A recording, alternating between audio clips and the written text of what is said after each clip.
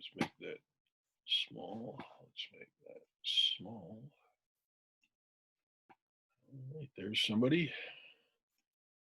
Welcome this morning, Nina. How are you? Hi, can you hear me?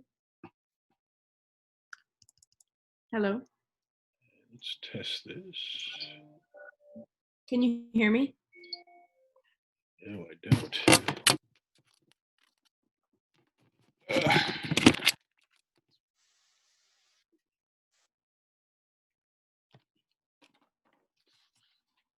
Test 1, 2, 3. Hear you. Things are working. How are you? Excellent. In here.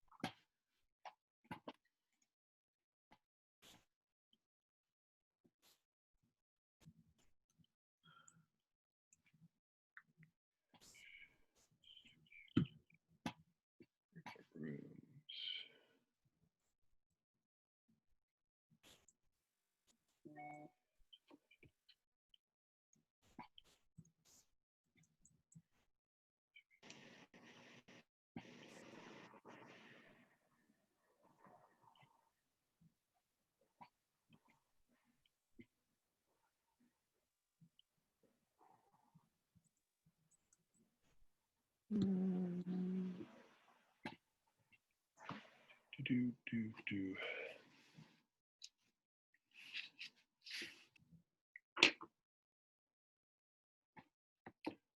My cool Michael Jackson glove.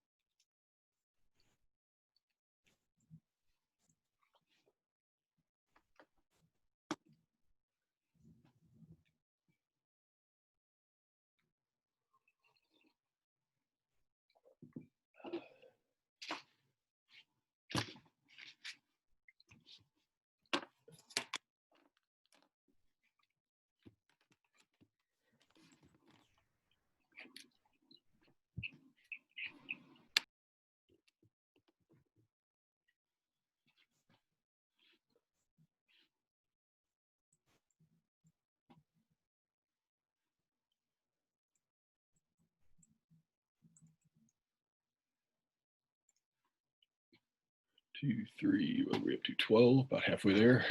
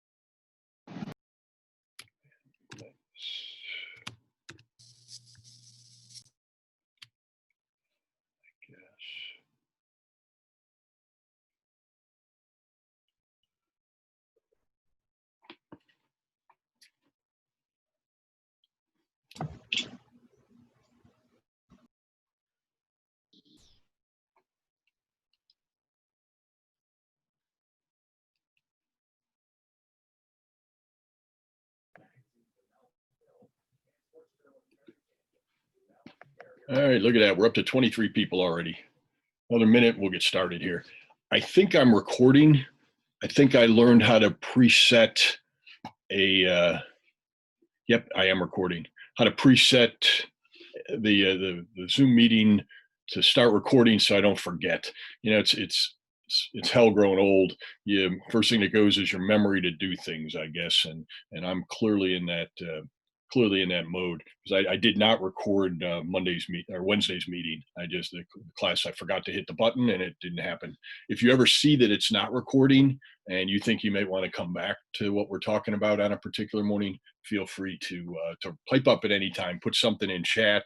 Remind me of what the answer is, and so that I forgot to do something because I do it all the time. Um, all right, it is 8:30, so we're off on the last day of the first week of the online semester 2020. Boy, quite a year, right? You think of all the things that have gone wrong. I feel bad for the people down in Louisiana. I served on the USS Alexandria, and if you noticed, Alexandria, Louisiana, which was one of our sponsor cities, was right in the path of Hurricane Laura. And so I hope all those people who treated us so well back then did well and made it through the thing. In any event, we're going to talk today about is vectors. It's a little bit of a trigonometry class today, but the part of trigonometry that mixes in with physics. That's the topic for today. And I'm going to do a couple problems. Actually, first we'll do some polling, and then I got a couple problems. I hope I'll leave you time to do a couple problems. I've got an idea on an extra credit here this morning. We'll see if it works. But I first want to talk a little bit about some administrative things, and so I'm going to share my Canvas screen with you. Share. Where's Canvas? There it is. Share. And hopefully you're seeing my Canvas screen right now, and it should look a whole lot like yours. These are, of course, the modules that I've set up.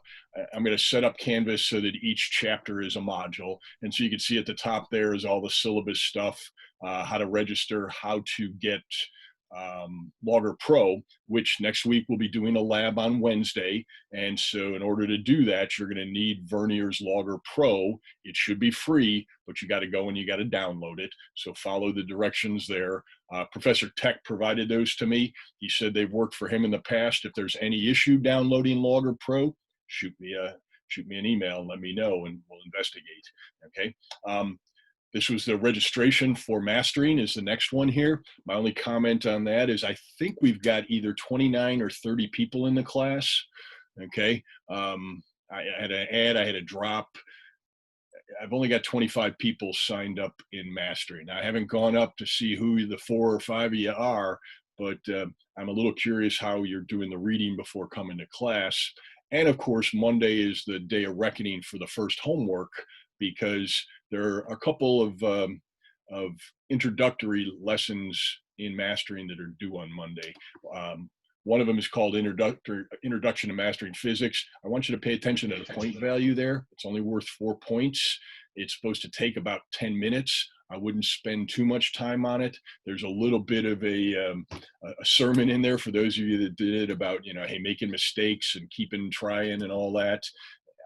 You can do it. It is some good advice though on how to deal with mastering. There are some idiosyncrasies if you've never used it. You may have used a mastering product for other courses. Going through introduction to mastering, and then the physics primer, which is also due Monday. Again, only worth 10 points. That one's going to take a little longer. That one's supposed to take about an hour. Those are the 2 assignments due Monday. Okay. And the only reason I point those out is I want you to contrast them with the problem set, which is due Wednesday. Those are the problems I picked specific to chapter 1, which is the chapter we're in here. Notice it's worth 85 points. So you can use that as a scale for judging how much time you should be putting into something. The problem set due Wednesday is worth significantly more points. The physics primer and the introduction to mastering, 14 points total there. You make the call, okay? And they're all going into the homework grade. A couple people were worried, can you go back to mastering once you've started it? If you finish, you should be able to log right back in. I've never set, there is a flag you can set that you only get one attempt, and I've never set that, at least not intentionally. If either of those any of those 3 assignments have that where you tried to go back in and you couldn't, please let me know immediately. I'll go in, and I must have fat fingered the key for that little button that I would have had to hit to do it. And I don't think I did, but let me know if that's ever a problem. Okay. And so those are the 2 homework assignments. So everybody's got to be in. I will warn you, the reading quizzes that you're doing in Canvas, I have used mastering for reading quizzes as well. Quite frankly, it saves me some typing. I get the same type of problems, but I don't have to type. And so that's a good thing for me. So again, not just homework, it'll be the reading quizzes as well. Will sometimes transition over to being done in mastering instead of on Canvas. Now you should notice the two systems are linked. So if you want to go to Canvas first and push the button, it'll jump right over to mastering and open a little mastering window right there. So you can, it's going to look the same if you want to stay in Canvas. That's fine. I think that's one of the great features of linking the two. You could just go to Canvas and do your assignments right there. The screen may be a little smaller than if you went directly to mastering, because Canvas puts all its stuff around the side. All right. Anyway, so where are we today? Today we're at the code here, if you look, is chapter 1, and 3 means it's the third day of the week here, week 1. And so it's Friday, and that's our material, and that's the reading quiz you should have done. I did notice a couple people didn't do it. So on the first week, I'm pretty relaxed about if you don't get something in right at the due date. And of course, the reading quizzes are supposed to be done before you come to class. So, and maybe somebody did it in the last 5-10 minutes here, and you're in. And when I looked about 20 minutes ago, you weren't in, but you want to do that. I will tell you about the worksheets. You had the 2 problems. That's the chapter 1-2 thing here. Okay. All but about 2 or 3 people were in when I had submitted something. So I'll be grading them. And my policy on this is, if I don't get to grading it, say until tonight or even tomorrow morning, and you slide it in, and I wouldn't even notice, other than I think that there's a slight color change in my grade book in Canvas, but I don't look for that. However, once I'm done grading everybody else's, there's, like I said, 29 or 30 of you, and I put away my grading rubric, my answer key, and then you put it in, and then I got to pull out my grading template, my rubric again, to grade your work, because you got it in after I sent it. I've already completed that bit of my work. Well, then I am going to invoke the 20% per day rule, which I put in the syllabus. I had an instructor who was named John J. Fontanella when I was in college, and he used to call that J squared Jeopardy. His initials, obviously, J squared. And so if you got it in before he was done grading the homework set, whatever the work product that you were submitting was, it was on time, even though you might have missed a due date technically. But if he was done grading, and then he had to go back, pull up his key, and regrade yours separately, well, now you're losing points. And so I think hope you think that's reasonable, because that's what we're going to be doing. Are there any questions on policies like that before I move on here? I've talked for 7 minutes now on things that have no relationship to physics, but are class procedures. Anything about the lab next week? I intend to publish the lab. There'll be, I think, 3 videos and a handout, and you're going to have to work in Excel. Okay. Of course, you'll need the Logger Pro from Vernier. Those should be the tools. We're hoping that the lab handout, we being myself and Dr. Kem, is self-sufficient. But at the start of each of the lab sections next week, so that's Wednesday afternoon, Thursday morning, and Thursday afternoon, at the start of those 3 times, we'll be there for a little meeting, and we expect you all to be there too, like a class. We're not necessarily going to keep you there the whole period. We'll be around to help, but obviously you go off and do these labs independently during that time, and that's our plan. Hopefully that'll work.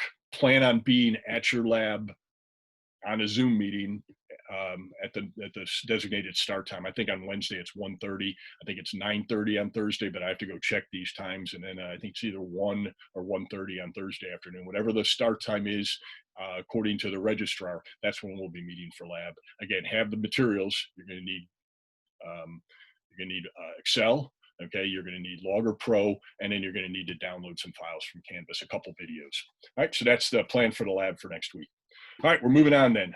I got a poll, of course, things we've been talking about. Any questions on anything you read or the video you watched last night on trigonometry? Anybody think they're going to need extra help on trigonometry? Well, we'll stay around for office hours after class today. If sine, cosines, and tangents aren't your thing, that'll be the time to meet. So let me shift over here to stop sharing Stop sharing. Where'd the screen go to share? Oh, there it is.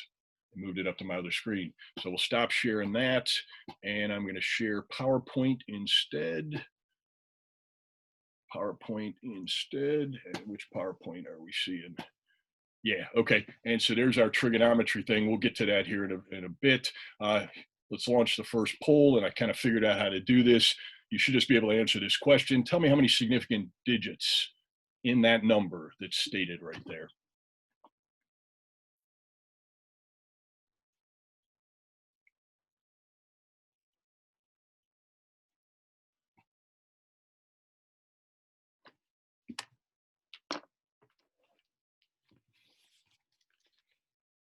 All right, we got 22, 23. Looks like we have 29 people here today, so that's good. Including me, so that's 28 students.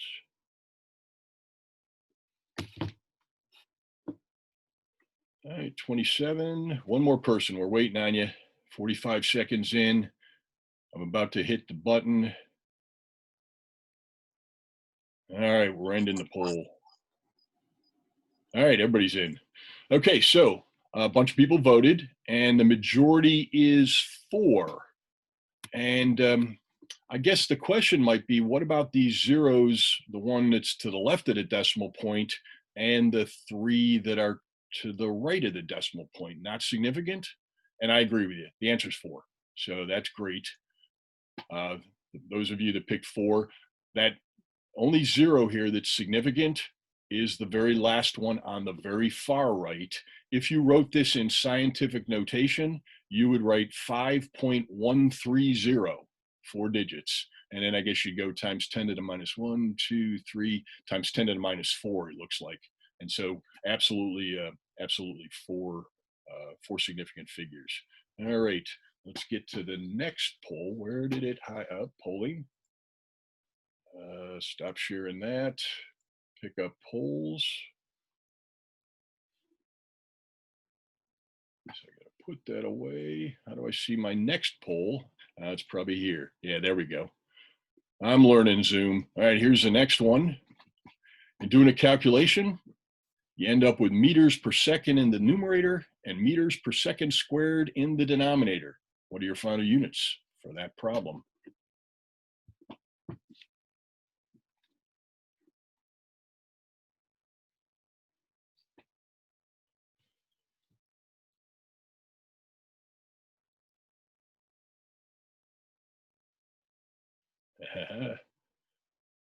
This one's not quite as easy, huh?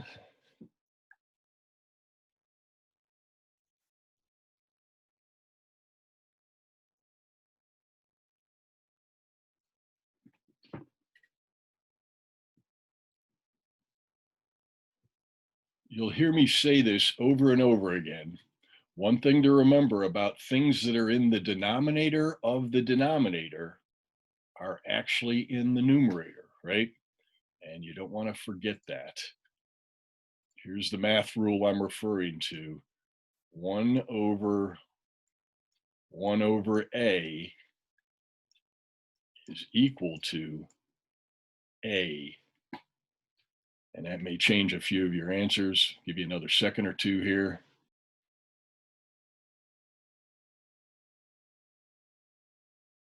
All right, we're ending it.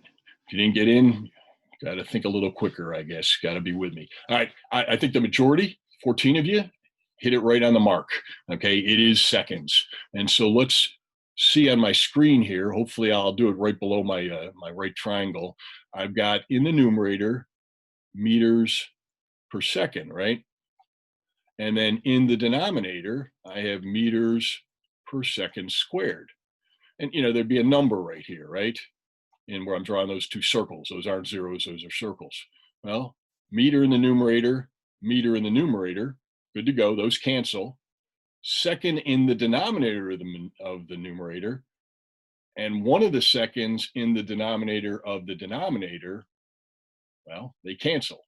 So we're good to go. So we've got a 1 in the numerator, there's no units left, and I've got 1 over seconds in the denominator. So those of you that picked 1 over seconds, that's probably what you were thinking. But then remember, you got to take the reciprocal of that, which takes you back to seconds. Now, if that's not clear, something that's in the denominator is actually in the numerator, please stay around afterwards in office hours. I can give you a more detailed reason for why that is. We can hash it out. I will tell you this is a common mistake. I copied this problem from a textbook that I used many years ago that I taught out of.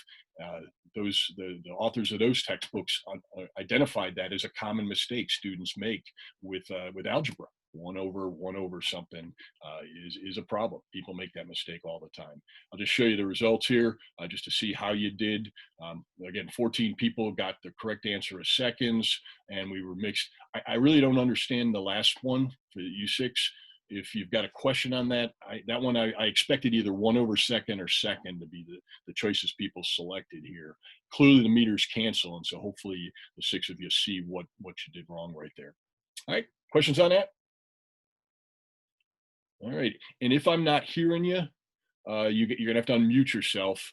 Try to put something in chat, which I'm not even seeing up there. Where is chat? There's chat. It is empty. Try to put something in chat. I'll keep that window open if something I say isn't making sense here. All right, let's go to the next poll, which is up here, and we'll launch it.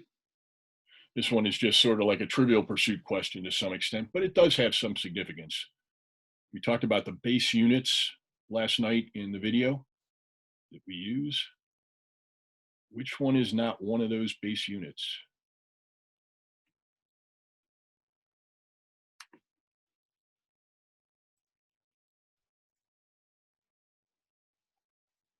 Yeah.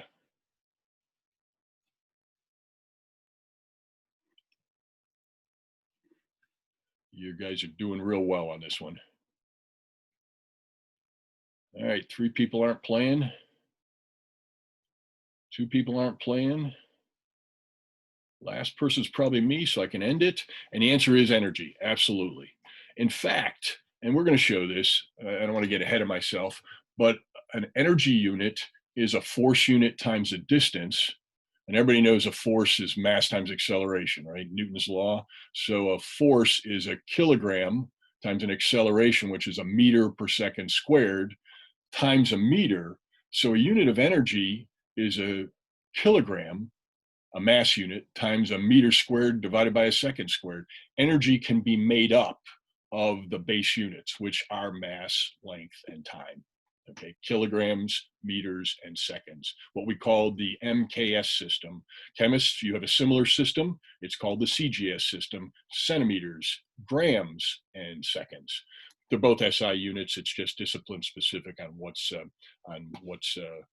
most important for your area, what you use most often. All right, and great. You can see most of you got the right answer there, and so we are good to go.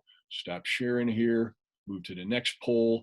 There's a little bit about trigonometry for us, okay? And so hopefully you're still seeing my PowerPoint. That might help you. The adjacent side of a right triangle is 2 meters. Adjacent side right there, 2 meters. The opposite side right over here is 1 meter. And so the question is, what is the length of the hypotenuse? Let's launch that.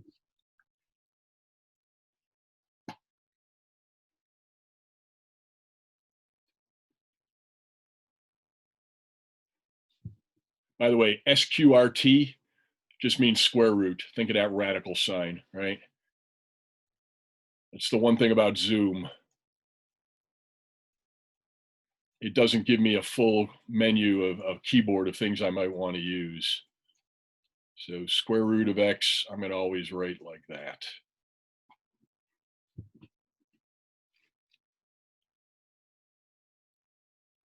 All right, about half people in, doing well here, keep moving.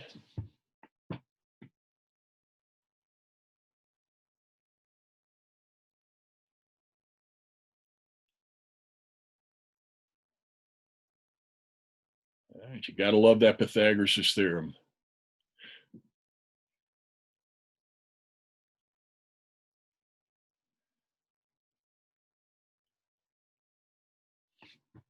All right, looks like we got 27. I'm probably 29. Okay, everybody's in.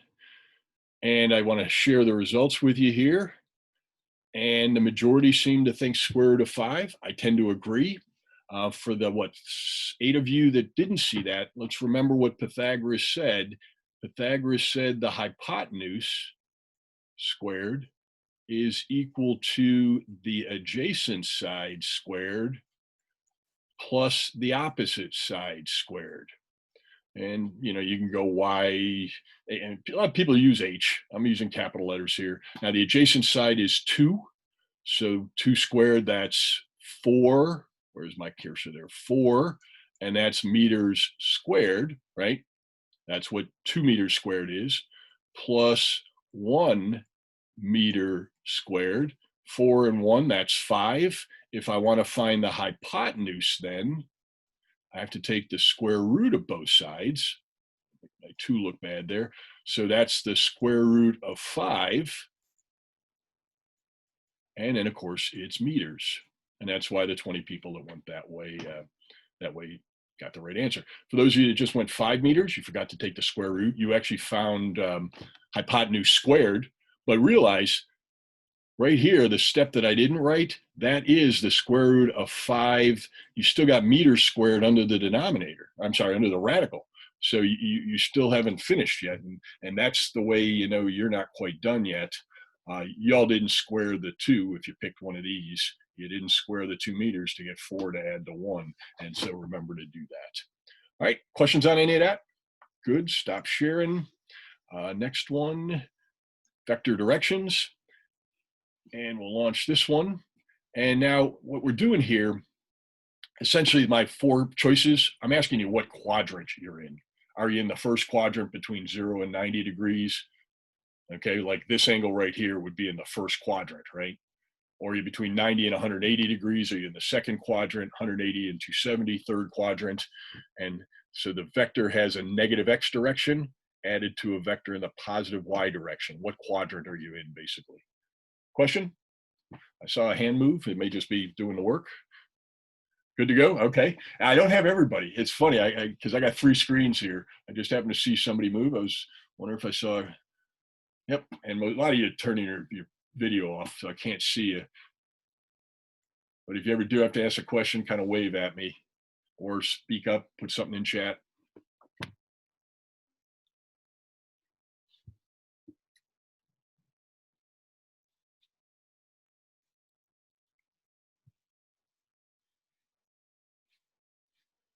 All right, 20 people in. Which quadrant you in? Picture here is 1,000 words. You'll hear me say that over and over again in a physics class. All these motion diagrams, it's just to get you into the practice, the strategy of drawing it. I have a story I got to tell you about my work on this, on one of the problems I prepared for you.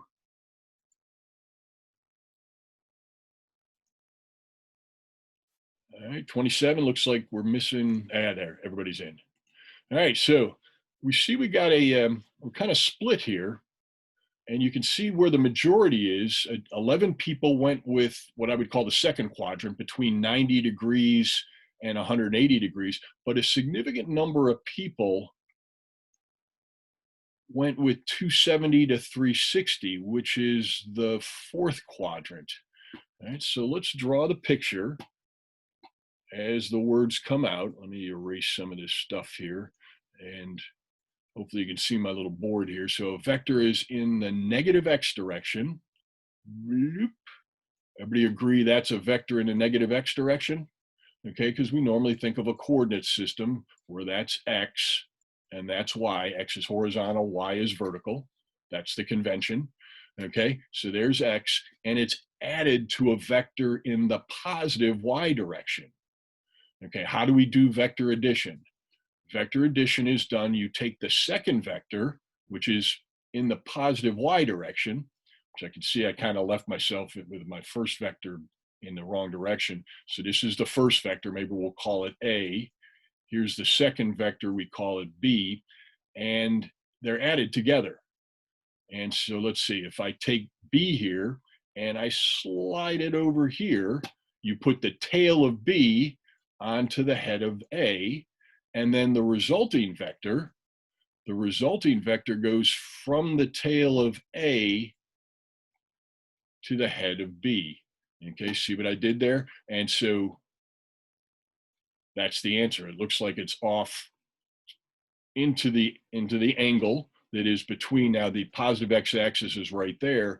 The angle would be right there. It's greater than 90, but less than 180 degrees. So I guess I can share it with you. That's those of you, the 11 of you that picked that, have the right answer. I do want to make one point that people ask me about sometimes. What if I did the order of operation opposite? What if I took, there's vector B first, okay, and then added vector A onto it? See, there's vector A, there's A, there's A. Notice you still get the same answer, don't you? It doesn't matter whether you go vector A and then add B onto it, or you start with vector B and you add A onto it, you get the same answer. That's called a commutative law in mathematics, right? 2 plus 3 is the same as 3 plus 2. Vector addition is commutative, any event, between 90 and 180 degrees. Okay, good to go? And we'll stop sharing that, and we'll go on to our last one today. And you don't actually have to go to a calculator for this one, but you've got a right triangle now with an adjacent side of 3 meters, an opposite side of 4 meters.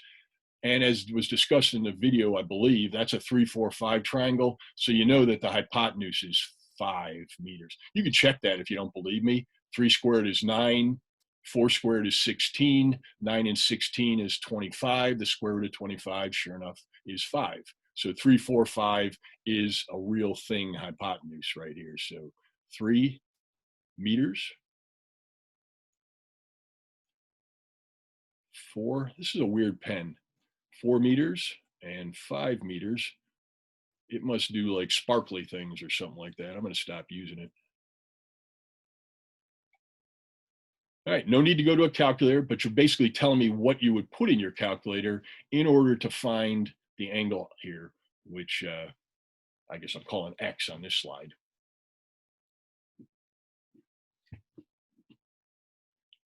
I think you can change your answer too if you leap on one and you decide to change. I think I see people doing that. All right, 21 are in, keep going.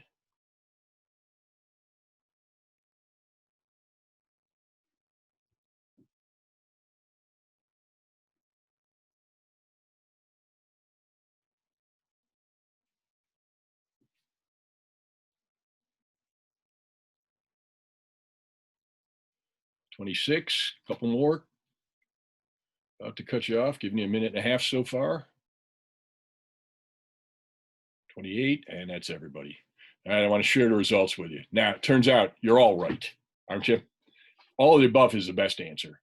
And this is what I meant on the video last night when I said, you know, most times people use this tangent function in order to find that angle. Because if you know the opposite side and the adjacent, you know, 3 and 4, you can directly get the answer. You can get the angle. Okay, just take the inverse tangent, which is, I think, why 10 people jumped on the first one. That is the most conventional thing people do, and that's really the reason tangent's an important trig function. But if you're willing to use Pythagoras's theorem, only given those two sides, the 3 and the 4, to get the 5, well, then I think the other ones will work too, because sine is 5 over 4. The inverse sine, the arc sine of 4 over 5 will also give you the angle. And the arc cosine of 3 over 5 will also give you the right angle. All right, got a question. What's up? You're going to have to unmute yourself.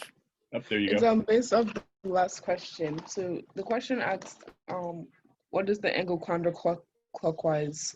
Like you asked a question, like you worded it counterclockwise? Yeah. Is that the angle in the triangle or outside the triangle? Because I don't in that particular case on the last problem, okay, so the answer, remember, was right there, right? That was where the result was. That was when you added the two vectors, it was in that direction. It's Yes. conventional. I didn't do this. Some other mathematician made this decision that angles, like in polar coordinates in mathematics, if that's the positive x-axis, The conventional angle is that one right there, measured counterclockwise from the positive x-axis. Okay. Okay, yeah, and so that's why I worded it that way. But I have to tell you, moving forward, I may just ask you what the angle is, because the convention is counterclockwise from the positive x-axis. I just wanted to give a little more specificity. Yeah, I mean, you can always go the other direction, right? You can talk about that angle. It would be 360 minus theta, right? But that isn't conventional to do that. You'll even see some people will give you that angle right there.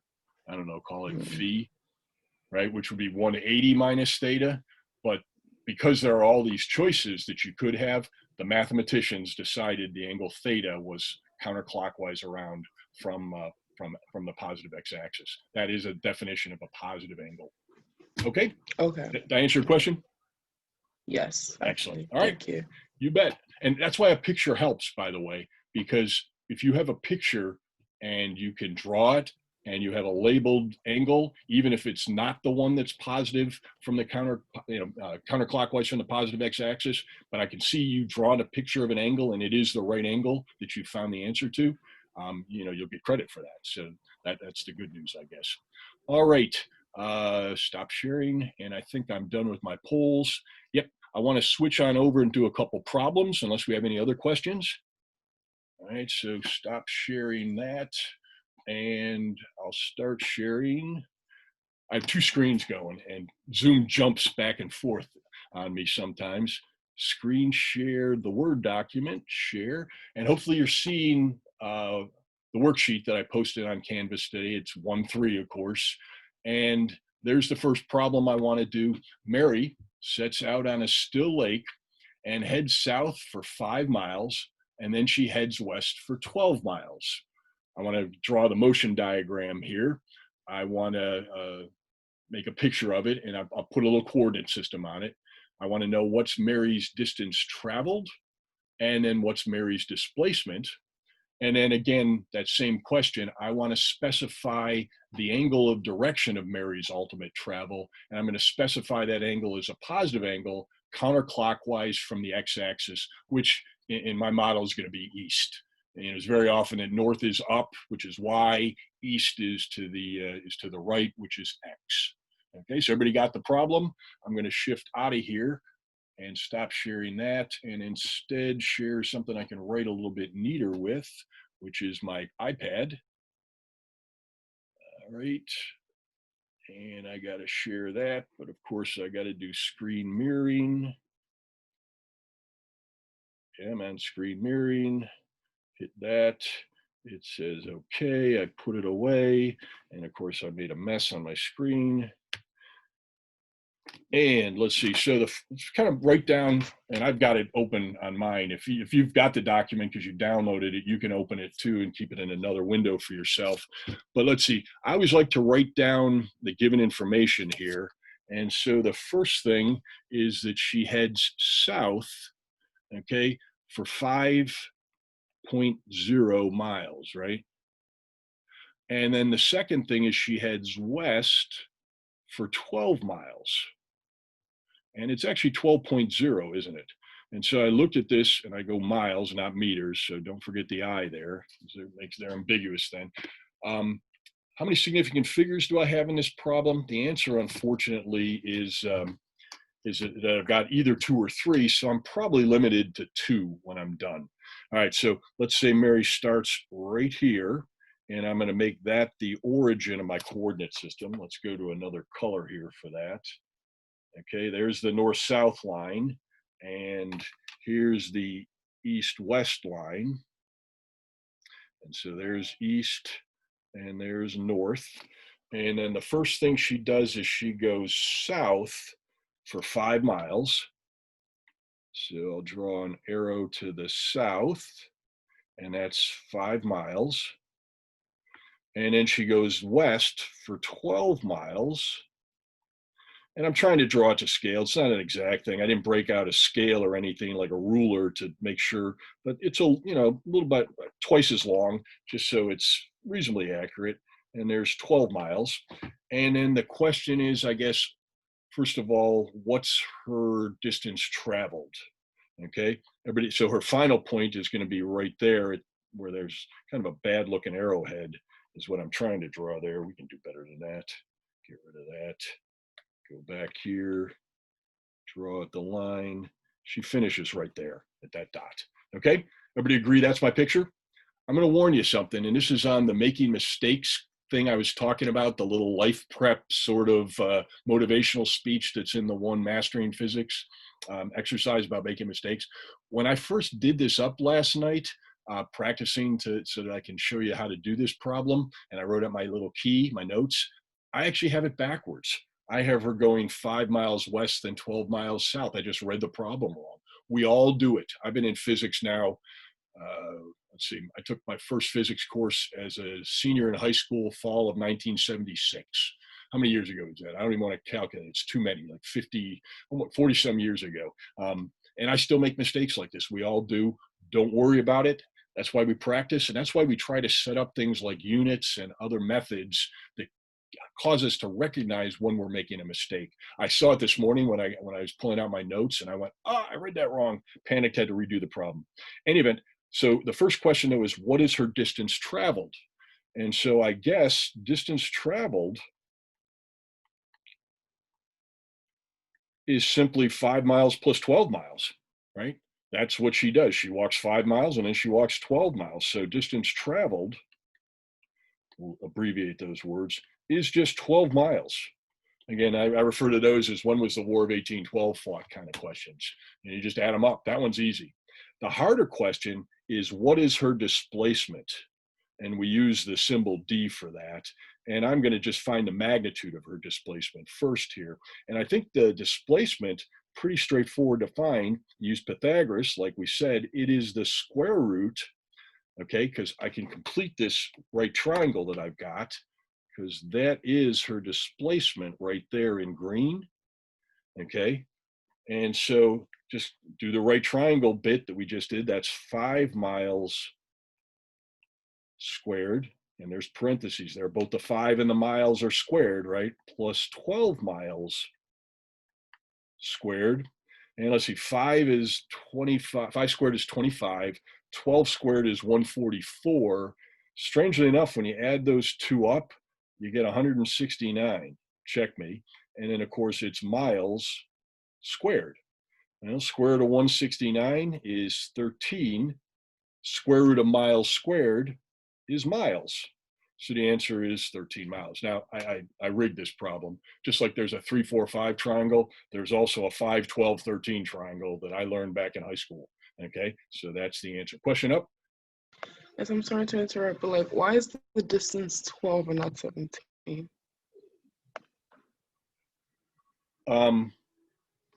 Why is it not 7? Well, you remember what we just said about making mistakes? Oh. No, that's, no, you're exactly right. What did I say? 5. Did I say 12? Yeah, you wrote 12, but don't you add the 12 and the 5? You add the 12 and a 5. The answer is 17. Okay. You know, I have a policy, you may remember from my course policy statement.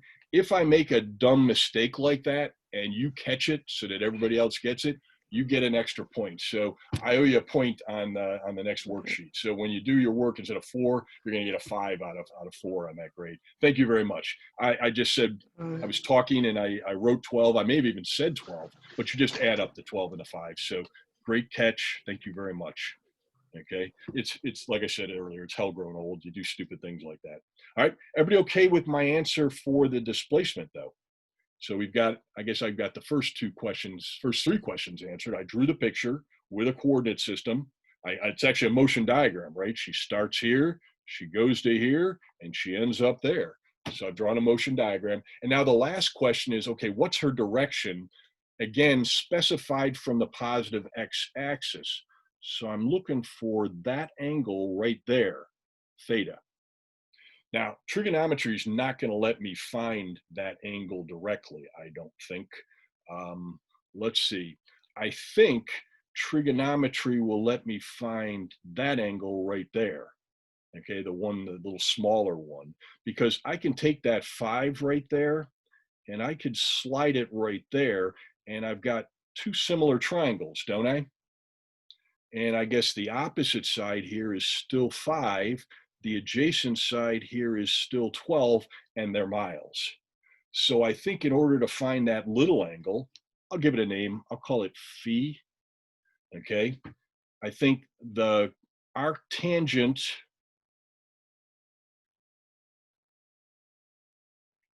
of 5/12 would be equal to that little angle I've said phi. And when I did that in my calculator, I got 22.6 degrees. Okay, that's the little angle. Truthfully, it's also right here, right? Because if you remember in high school, I got two parallel lines basically. The green line is a transversal, which is cutting them, and those are alternate interior angles, aren't they? So they have to be the same. Okay, once I've got that angle, if I want to find the angle theta is just 180 degrees, okay, plus 22.6 degrees, which I guess is 202, because 180 and 20 is 200. I got an extra 2.6 degrees. Any thoughts on that answer? Well, hopefully you realize I said at the start, 5 miles is 2 digits, 12 miles is 3 digits. I certainly don't have 4. You know, I'd probably put up with the fact that you went to 3, even though, you know, it's rounded to 203. But a purist is going to say, I only got 2 digits. 200 is really the answer. Now, the problem with that written that way is I can't tell if 200 is 1 significant figure, 2 significant figures, or 3 significant figures. As I said last class, that's an ambiguous one. I would live with either of these two and not take off any points. But the technical answer is 20 and another 0. 200 is the best answer here for significant figures. If I'd have just tacked on another 0 right there in my given information, then 203 would have been the best answer. And I'll try and avoid these things when I'm crafting problems. Questions on that? All right, then I want to stop sharing here for just a second and go back to the next problem I want to do. Okay, and I'm going to do the part A here on this one. Let me share it back up with you.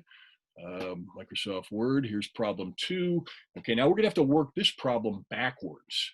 If you look, oh, where's the displacement supposed to be?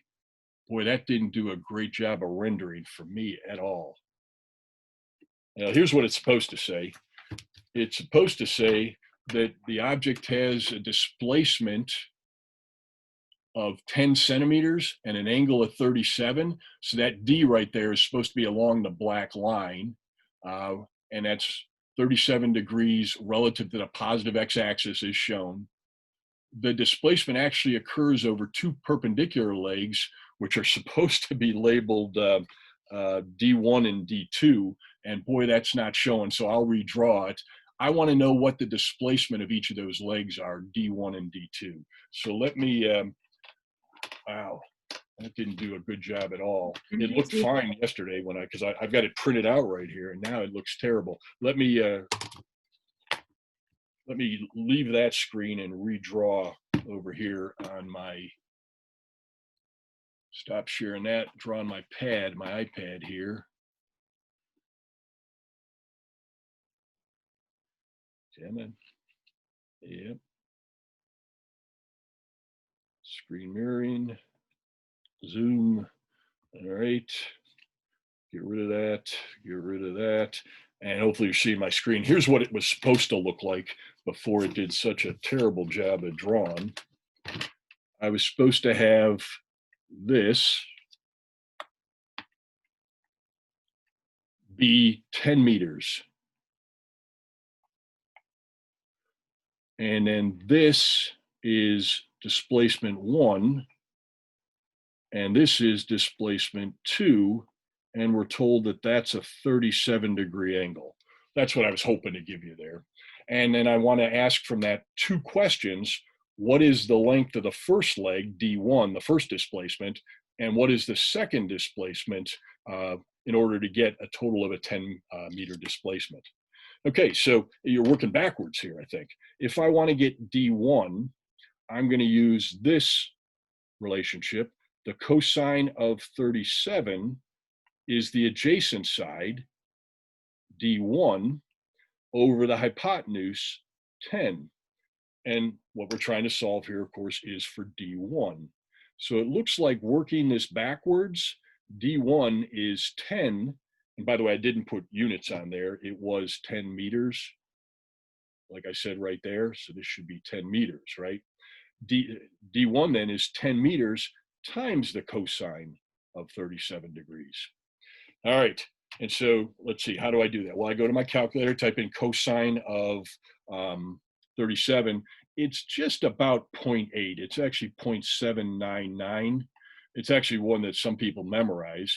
And so I take that and I multiply. And if I want to get D1, okay, that would be, I guess, 7.99 meters, because this is a dimensionless number, the cosine, right? 0.799. I multiply it by 10, I get 7.99. Now, look at what I was given there. This was only given as 2 digits, 10 meters. So I really have to round this to 2 digits. 8.0 meters is the best answer. Okay, so 8 meters is what we want to do. All right, I'm done doing problems. We've got about another 5 minutes or so. Here's the first problem I want you all to do. I want you all to figure out what D2 must be. And the first person to put it in chat gets the second point of today. Am I saying your name right? Eberici? How did I do? Got it? Okay, Eberici, she's got 1 point because she pointed out my mistake about the 17 where I wrote 12. First person to get the answer to what D2 in chat gets the second point of the day. I got a vote for 6 meters from Allison. You win. Allison got it. Everybody see what she did there? Allison said 6 meters, and the great thing about Zoom is she probably just beat out Stephanie and Megan by like a second or two, but Allison, you win. So Allison gets +1. I'm writing that down here. All right, last problem of the day, and you could get started on it.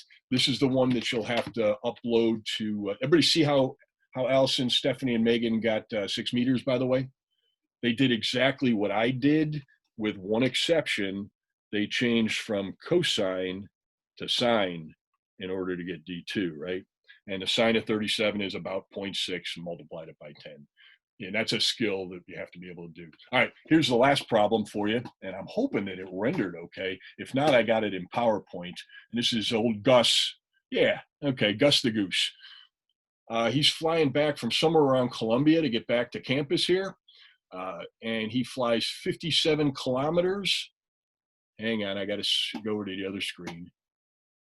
I forgot to stop sharing that. And then let's start sharing the screen. And for whatever reason, this guy rendered just fine. Question 2 there didn't do well. Gus the Goose flows back to campus. Hopefully you're seeing my little chart here. Starts up by Columbia, Maryland, comes across. He's kind of parallel on the Bay Bridge right there. He flies for 57 kilometers. He stops at Kent Narrows right there. Just a brief stop. I don't know, maybe to grab something to eat or something, just a moment. No time elapses, so don't worry about that. Then he turns and he takes a 42-kilometer fly up the Chester River to get back to Chestertown. Okay, so you can see his total displacement. You can figure out from trigonometry, and you can see his distance traveled. And so the first question is, how much extra distance did Gus travel because he first headed to Kent Narrows before he turned and went to Chestertown? Remember, he's a goose. He could have flown right across that way, right? And that would have been his displacement. So how much extra distance did he travel? What was Gus's flight speed? Okay, and let's see. He did this trip, there it is, 1 hour. Okay, so we got the distances. Now we know 1 hour after beginning, we know what his flight speed is. Okay, and then a typical flight speed for a migrating goose is about 80. Does your result make sense? And so that's the problem you have to do. I'll sit around here. You got about just a couple minutes left. You want to do that problem. Take a picture of it, upload it to Canvas. That's the 4 points for today's worksheet. Otherwise, I'm done, but I'm here for questions if you need help with that one. But I think after the 2 problems we've done today, you should do exactly the same thing. Find out the distance he travels, find out his displacement, the difference between those is the extra distance, and then what's his speed. Remember what speed is, not velocity. Pick the right value there.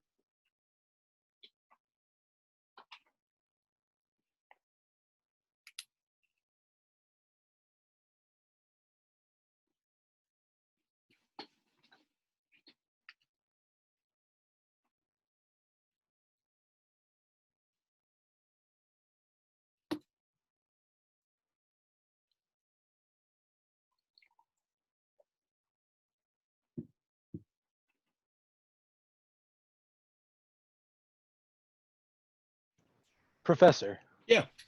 Is there a set differential that would make it be deemed an unreasonable flight speed? You know, as a physicist, it's a great question. We kind of do these problems to what we call order of magnitude. You know, if you're a factor of 10 off, that's a problem.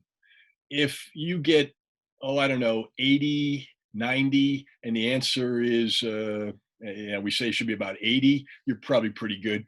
If you're off by a factor of 2, now you're starting to get off by too much. So let's say you got 160 kilometers per hour.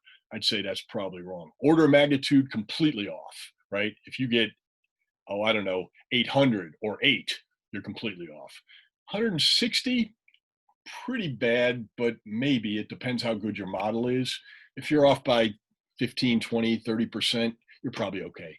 These are back of the envelope kind of calculations we do in physics, almost estimates if you think about it. Does that answer your question? Yeah, thank you. You got a number? You want to declare a number that you got?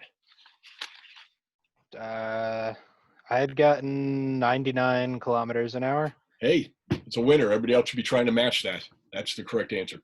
Yeah, and so, Gus is a pretty good goose, right? Is he our mascot? I guess he is.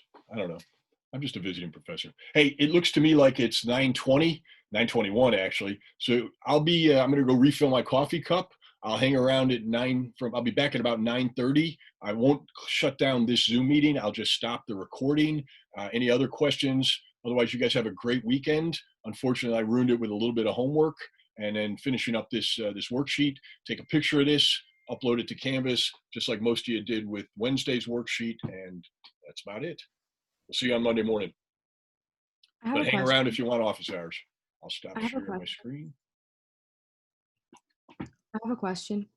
Yeah, got a question? Go ahead. This isn't due right now, right? I have another class and I didn't finish. No, you're due. It's due Monday morning. Okay, thank you. Yeah, you bet. I always make it the next class if you don't finish it. And hopefully I'll give you a little more time next time. Yeah, go on to your next class without a doubt. I also have a question. You bet. But if anybody does have time, and so obviously you can't make office hours, so I'll look at another time for people like you. Hello? I also have another question. Okay, go ahead. So for the previous worksheet, would you mind going over the answer for the Sure, the second absolutely. one? Yeah, absolutely. In fact, I eventually, once I'm done grading it, I will post the answer on Canvas too, but I'm more than happy to go over it as well. So let's see. Let me go back to my. I wanted to ask about that. I missed the first recording, so I was wondering if you could just send me the recording of the first session because there was a question that I didn't understand. Okay, here's what. Let me show you something real quick, and then I'll answer. I'll go over the first worksheet. The Wednesday's class, I did not hit the record button, but here's what you can watch and what you should watch. Okay, if you look. Hopefully you're seeing my Canvas screen. Okay, if you go back and look at this reading quiz right here, you'll see that, can you see it? I guess I got to go to edit to see. This is roughly what you'll see. You will see, what in the world is going on there? You'll see that movie right there? Looks like it's about a 23-minute movie. That is the class lecture. I watched that, but like there was no, just can you just show me the worksheet? I'll just show you. I had a question on the worksheet. That was there, and that's what we're about to talk about right now. That's the question. Okay. So I'll stop sharing this. Oh, there it is. And then we're going to go over this worksheet right here. All right, that's the assignment, not the worksheet itself. Come on, quit jumping around. There it is. There's the worksheet we're going to go over right now. All right, and I think, can I zoom in on that? Yeah, the two that are circled are the ones you were supposed to do. Boy, Canvas is not playing really well with me today. Yeah, because I can't read that. I don't know if you can. And of course, that other one didn't render well either. So let me stop sharing this. I can actually open the document up, but it's right there. You can download it. You can see the two problems that are circled. Those are the ones that you have to do, and we're going to talk about those here right now, I guess. So you can hang around, and that way it gives you a leg up on doing it, I guess. let's get the actual worksheet. I have a quick question. I have a class in like a couple of minutes. Yeah. But I still want to go over the problem. Could you like, are you available like later on today? Sure. Let's see. What time's your class over? I'd like to go. I have a 1 o'clock meeting. I have an 11:30 class and a 1 o'clock meeting I have to go to. What time works for you? I could probably 10:30 work. Yeah, 10:30 works. Yeah. 10:30. So we'll be back. I'll shoot an office hours appointment for 10:30 then. Thank you. Who is this? Is this Jackie? Yeah. Okay. Sounds good.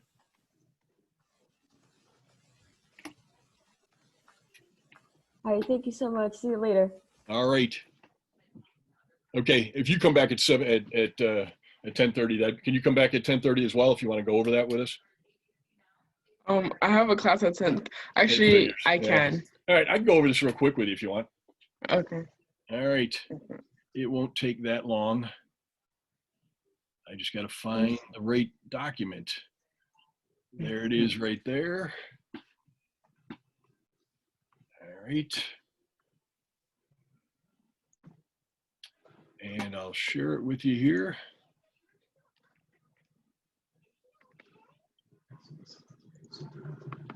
All right. And so here's what we did. The first thing, do I have a drawing template here? In Word. Yeah, I do. I get a pen. All right, good. I'm going to do it kind of right here. And if you look, the problem says NCAA football field, 120 yards from end zone to end zone, back edge of the end zones, right? 100-yard field plus 10 yards in the end zone. And the width is 160 feet. And the first question I guess I asked is, what's the area in meters squared? All right. I got 5.8 meters squared. Meters squared, yeah. Yeah. I got 5.4 times 10 to the third. You're off by a factor of 1,000. It should be 5.4 times 10 to the third. Yeah. Say that again. I got 5.4 times 10 to the third. Yes. Yes. So 5,400 is probably the best answer. Yes. Okay, good. Did you get the part B, the acre? No, 1.3 acres. Sounds good. Yep. Wait, is number 2 and number 3? I did not. I did I figured. I did 2 in class on Wednesday. So if you look at the units right here, you can see that X has to be in meters, right? And so each of these things that we add up also has to be in meters. And so I'm going to start with the easiest one first. That means 5 here has to always be meters as well, right? Yes. You have to add apples and apples. You can't add apples and oranges, okay? Probably the next one is the 2T. Okay, so T is going to be in seconds. And so what do I need to multiply by in order to get only seconds? Can you tell me what that one's going to be? 1 over meters. Here's what meters. I need something right there to cancel. And then I'm going to need a meter right there, right? So the 2 must have units of meters per second. And now the hardest one is the 16, right? Because the seconds are going to be squared. And so what does the 16 have to be in order to meters per second squared? Meters per second squared. Okay. Squared will cancel. And now I'm adding apples, meters, each time. So the answer here would be meters per second squared. Okay. So the next problem that I'm going to jump to 4 because it's a little harder. So first, the bicyclist is warming up, only going 16 miles. Can I go over my answers? What's that? Can I go over my answers? Yeah, sure, because I did, but you did 4. So yes. So for the second one, B, I got 10. 10, absolutely. For the C, I got 0.31. Yes.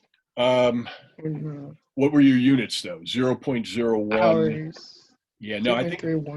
here's what I think. So Okay.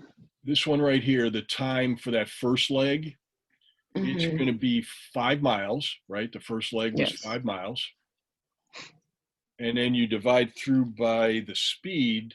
The first leg 16. speed was 16 miles per hour. And so Zero it looks point- like 5/16 is the answer. Okay. And then the miles cancel, and this is that 1/1 hours. So 5/16 of an hour. And decimal form, that's it's about 0.3, 0.31 0.31 hours. hours. Okay. Okay, so in terms of sig figs, would I do 0.31 for sig figs? Or do I not have to worry about that? I'm not sure why you're going zero. If this was the final answer here, okay, it's an intermediate count. But I looks like I've got 2 digits on everything in the problem statement. Okay.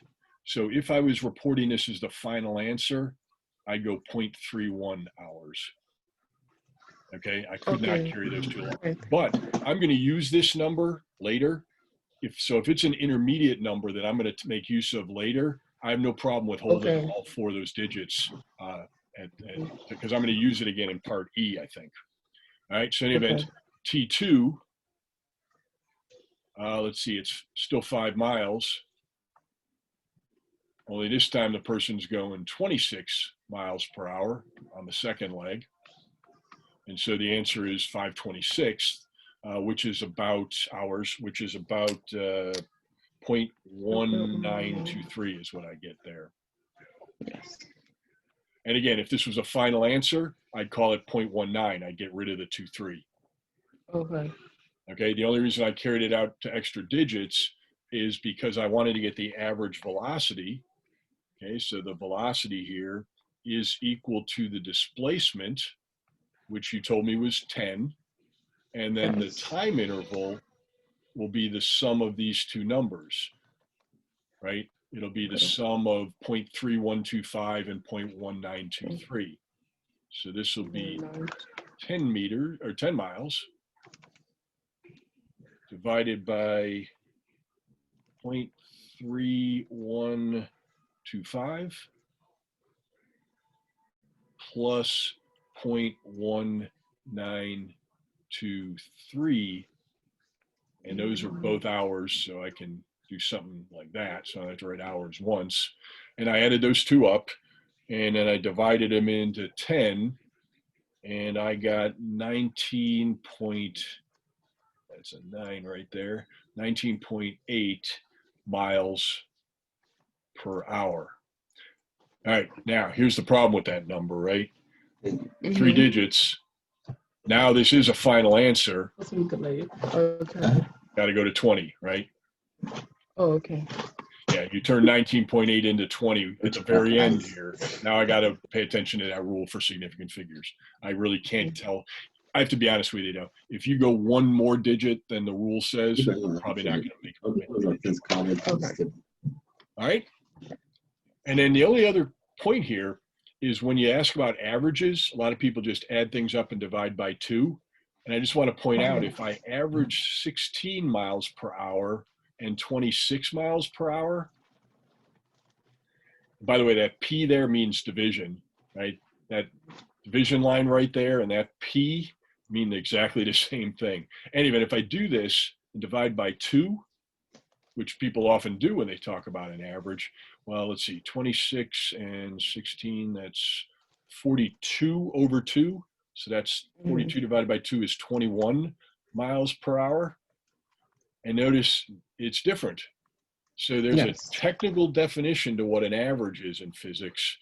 The reason it's different is if you think about it, the bicyclist here didn't spend the same amount of time going 16 miles an hour as they did going 26 miles an hour. Spent more time going 16 miles an hour, I guess. This adding them up divided by 2 equally weights them when in fact they weren't equally weighted. There was about another 50% more time spent going 16 miles an hour. And so the physics average that we calculate here weights the speeds that they're going based on how much time they spend at that speed. And that's why we think it's a better number than simply adding it up and dividing by 2, which is how you normally do like grade averages, right?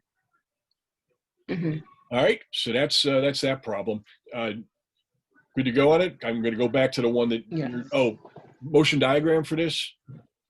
Just kind of a rough one. Going slow, hits the 5 mile point, speeds up a little bit, right? Dots are a little further apart then. Okay, closer together, further apart, and then gets to the 10 miles, and that's good enough. You can go 0 here. I guess this we decided was, what is the total time? It's about 0.3, 0.2. I never really figured out. That's about 18 minutes, 19 minutes. It's just about 30 minutes, isn't it? If I add these two up, that's just about a half an hour right there. So I guess the time out here is about 0.5 hours. And it turns out when this 0.3, that's about a third of an hour roughly. So that's about 20 minutes. Is it right about there, I guess? Is that right? Mm-hmm. Yeah, and then this is 30 minutes here. So it's 20 minutes spent at the slower speed, about 10 minutes spent at the higher speed. And that's enough for a motion diagram. So I've got a distance scale, 0, 5, 10, and then a time scale, 0, 20, and then 30. Okay? All right. And then the last problem, I guess, that you were doing, let's see. Did you do this one? Do you have answers? I tried to go. I was like, can you have a negative time? Because it said t equals -1s. Sure. You can always have a negative time. Positive is negative time. All that means is it happened before you started, right? Which you may not have been looking at that point, but you can. There's nothing mathematically about not having a negative time. So let's kind of. She's moving at a constant speed, so I can draw dots that are pretty much equally spaced. And if you look from those two numbers right there, you can figure out what her velocity is, right? So her velocity 1 meter per second.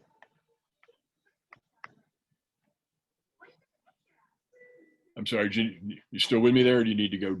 Yes. No, I said 1 meter per second. Yeah, 1 meter per second, exactly. I'm sorry. I have to tell you, I have hearing aids, and I'm so vain I don't put them in sometimes. I got to start putting them in. I said my wife complains about this too. So 1 meter per second, and so I that kind of means, mumbled it too. What's that? I mumbled it too, so it's fine. Yeah. So the one thing it does say though is when we get to 1 meter, let's make that 0 meters, 1 meter, 2 meters, 3 meters, 4 meters, 5 meters. Okay, and I'll just put the units at the end for that scale. Let's see, it says that at 1 meter, that's the t equal to 0 seconds up here. So we put seconds up top. And so 1 meter per second, that'd be 1 second, 2 seconds, 3 seconds, 4 seconds. And so, yeah, this would have to be -1 second, right? You start watching it right here, but this is where she must have been if she'd been doing the same speed a second before you started watching. And that's the significance of the negative. So, yeah. And so now the total displacement from that -1 seconds before you started watching up to 4, I mean, you can almost just count it, right? From -1 second to 4, it's 1, 2, 3, 4, 5 meters, right? Another way you could do it, I guess, is you can be a little more formal. You can say that the displacement is the position final, which is the position at 4 seconds, final, that's an F, minus the position initial, which was at -1 seconds, which is 0. And so I would go 5 meters at 4 seconds, that's this point right here, minus 0 meters back at -1 second right there, and that's 5 meters as well. But you can almost read that one right off the diagram without being this formal. All right? Yes. So that's what you got to, if you write that out yourself and upload it, but those are the answers. And you already had the 1 meter per second part, right? Yes. And your only question was, is a negative time allowed? The answer is yes, it is. It just means, kind of we usually put the 0 time where we start paying attention. And if you ever want to assume that nothing had changed, well, where was it before we started paying attention? That would be, I guess, the significance of the negative time. All right. Okay. Anything else I can do for you Thank this you. morning? All right. No. Well, welcome to the class, and you have a great day, and we'll see you on Monday. Thank you, sir. Yep.